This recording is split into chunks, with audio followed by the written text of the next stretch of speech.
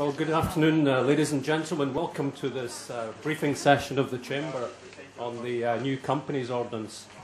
As you're probably aware, the new ordinance contains some of the most far-reaching and significant reforms we've seen in Hong Kong company law for many years. And the reforms come into effect by the first quarter of 2014. So I think this seminar is very timely as well as important. And to take us through the practical impact of these reforms, we're very fortunate to have with us two speakers who were very closely involved in the preparation work for the new ordinance. On my immediate left is Phyllis McKenna, and on her left is Karen Moe. And both of them are principal deputy solicitors in the Companies Registry, which I think work closely with the FSTB in the preparation of the new ordinance. Phyllis and Karen are going to talk for about 40 minutes in total, because we want to leave plenty of time for Q&As at the end. If we run out of time by 1 o'clock, then I think Karen and Phyllis will give you some ideas for hotlines and so on where you can follow up for more information. So given the time is limited, without further ado, I'll pass over to Phyllis first. Thank you. So thank you very much.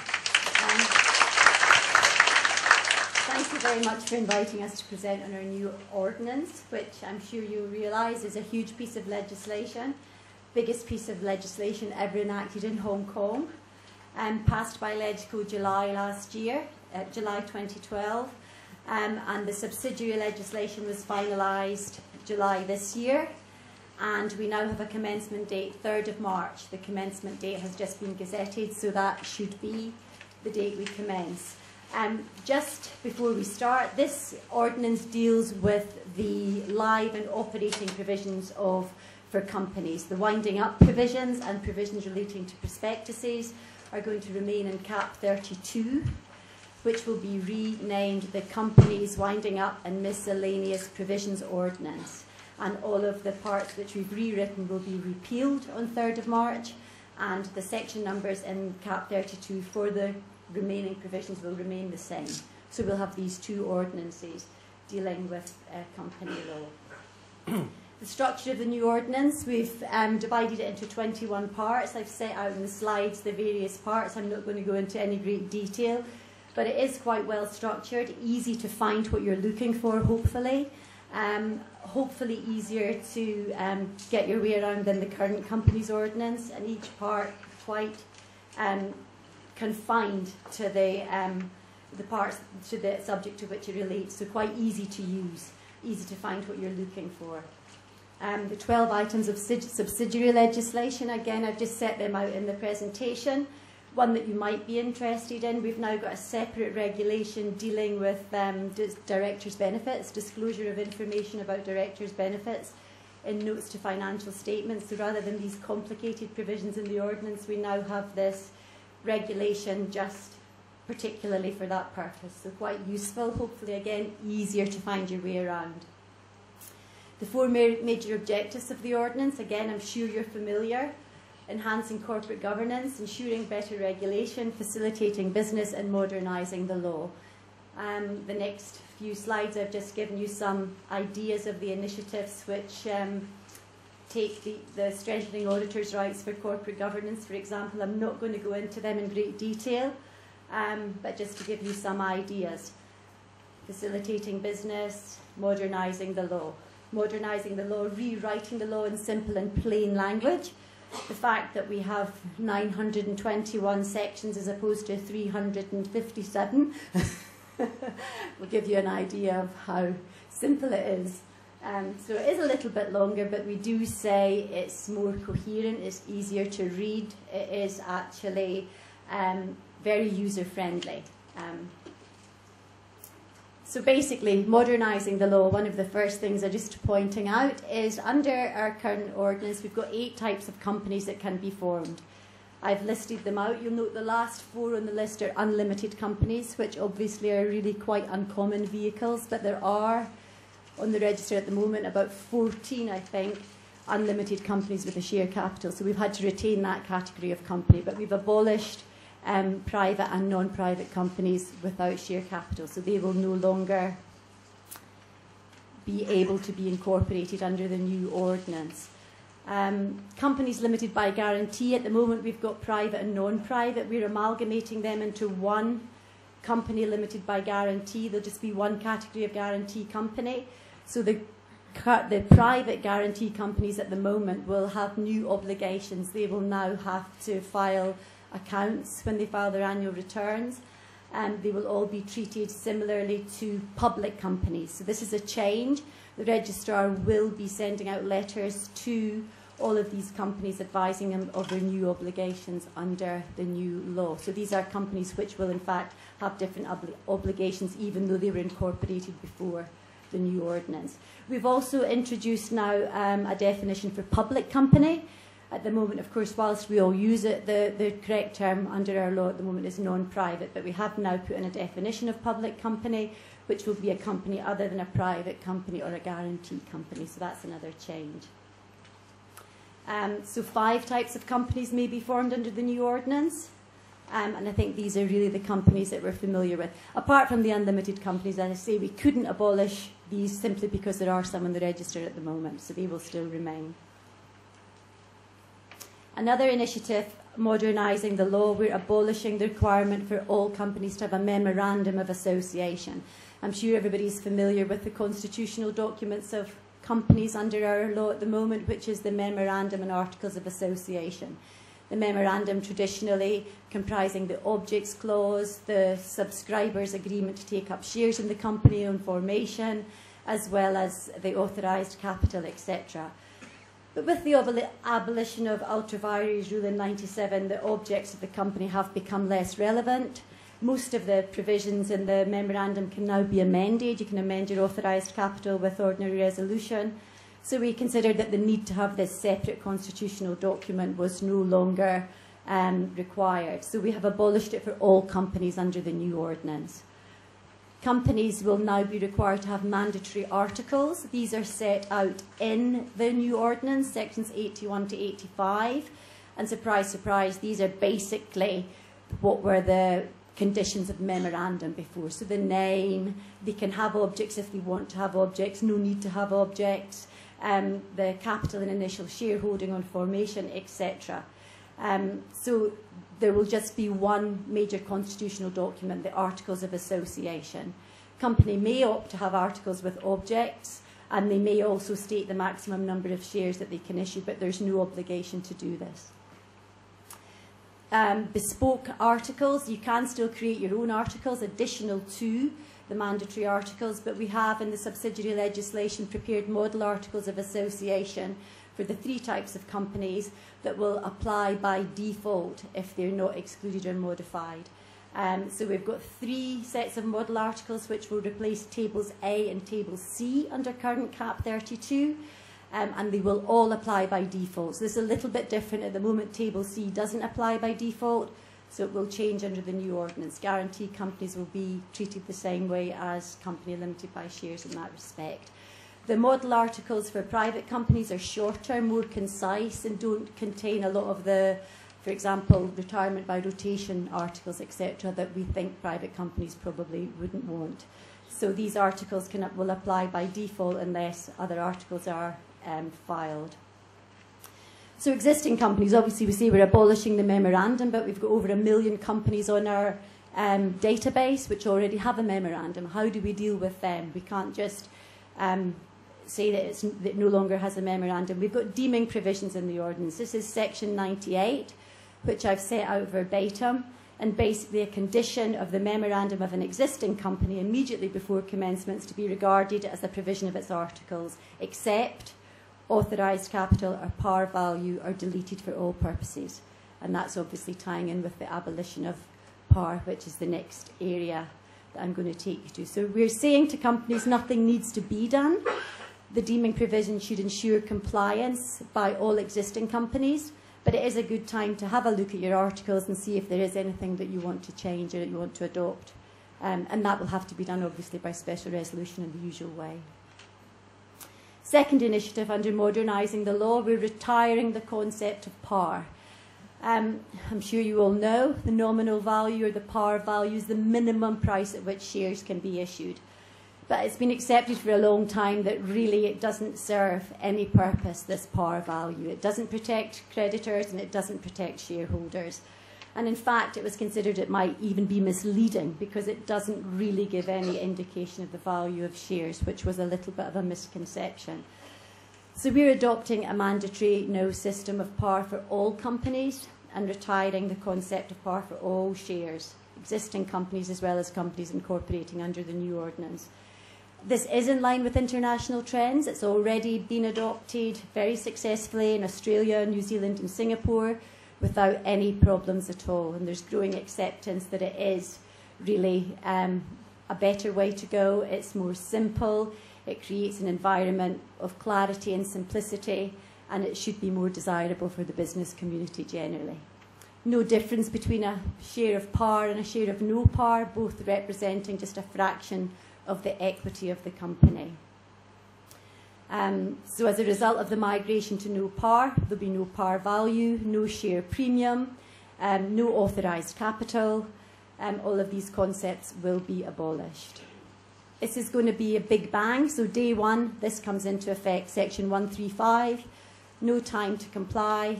In fact, again, no need to do anything because we have included in the ordinance various deeming provisions which will assist all companies move to or migrate to no par without any problem.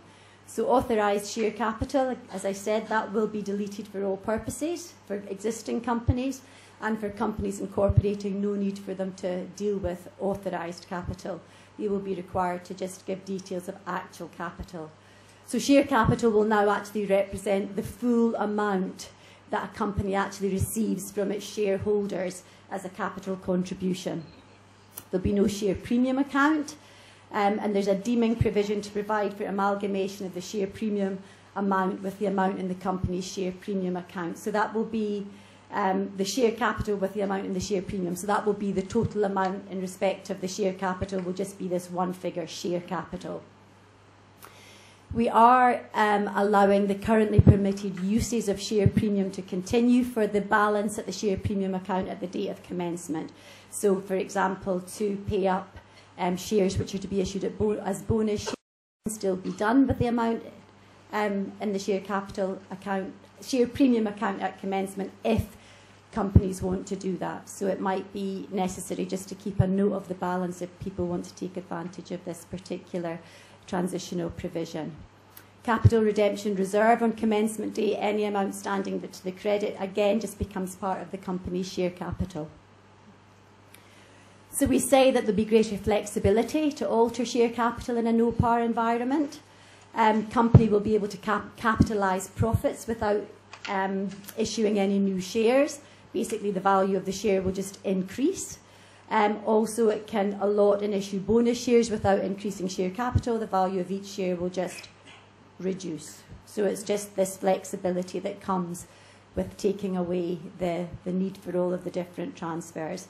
Bonus shares can continue to be issued, since in a no-par environment, shares can be issued without transferring any amounts to the share capital account. Transitional arrangements, as I say, this is big bang. It will all come into effect on day one. And it applies to all local companies, regardless of when they're formed. And we do have transitional provisions which should assist. So there's no need, really, for companies to do anything. Again, we are saying, however, that if anybody wants to have a look at their constitutional documents, where rights, for example, are conferred by in relation to par value, have a look, see if there's anything that needs to be done or that you want to do. But we do have deeming provisions that will deal with that, so there's nothing that has to be done. We've actually issued an external circular on this, and that's the link to the circular if anybody wants to have a look at it. There's also a lot of information on our website about all of the different parts.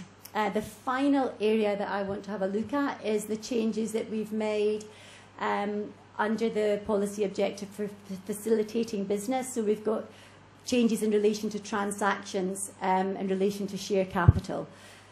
we've introduced an alternative court-free procedure for reduction of capital. I'm sure you know at the moment under Cap 32, we must go to court. We must go to court to reduce capital.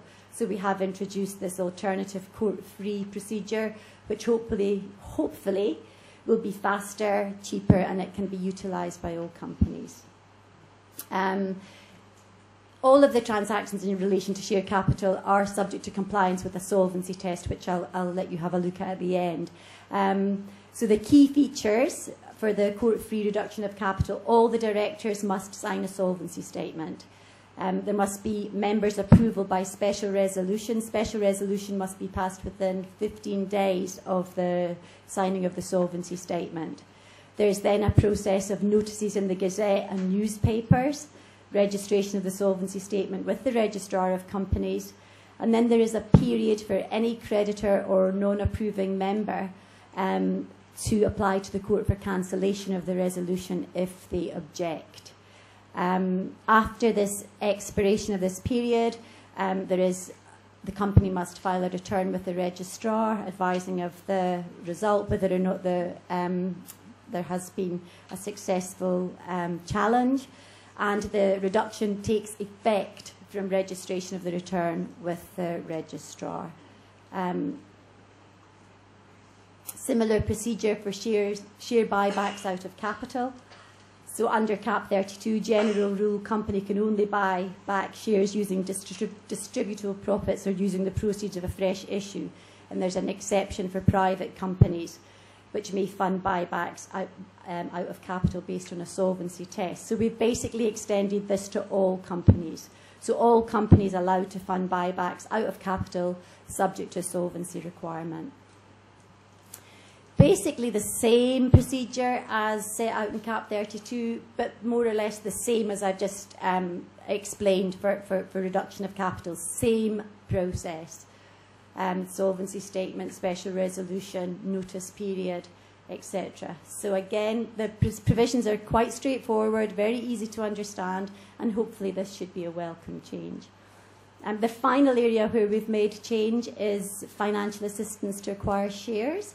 Cap 32 basically prohibits a company and its subsidiaries from giving financial assistance for the purpose of acquiring shares, except there are some broad exceptions under the current law. So the main change is we allow all types of companies, listed or unlisted, to provide financial assistance subject to the solvency test in one of 3 procedures. So the first one, the company may give financial assistance if the assistance, together with all other financial assistance previously given and not yet repaid, is in aggregate less than 5% of shareholders' funds. The second procedure is with the written resolution of all members of the company. And then the third procedure is approval by ordinary resolution, and shareholders holding at least 5% of total voting rights or members representing at least 5% of total members may apply to their court to restrain the giving of the financial assistance. There's also been some relaxation for employee share schemes. I've given you the information there. I'm not going to go into that. As I say, all of these transactions are subject to this solvency test. So we've provided a uniform solvency test in the CO. You're probably currently aware at the moment there's solvency tests for various things, but they're all quite different, little differences. So we decided it was appropriate to have a uniform solvency test for all of these transactions. And the company satisfies the solvency test in relation to a transaction, and I've given you the basis of the test. Basically, if immediately after the transaction, no ground on which the company could be found to be unable to pay its debts, and if it's intended to commence winding up within 12 months, it can pay its debts in full within 12 months, or in any other case, it will be able to pay its debts as they become due during 12 months after the transaction. The solvency statement must be made and signed by all directors for the first 2, for buybacks and reduction. For financial assistance, it's just the majority, and no need for financial assistance to file with the registrar. So in all of the solvency tests, no need for an auditor's report. It's cash flow, but no need for an auditor's report. And that applies to all of the transactions in relation to the share capital. So hopefully These will be welcome changes with the aim of facilitating business. Full details, please visit our website. We've got lots of information on there. Each part, we've got the LegCo note, the brief that we put to LegCo, it's all there. And we have got hotlines, we are answering questions, and we're very happy to assist anybody who is finding it difficult to manoeuvre their way through this vast piece of legislation. Thank you.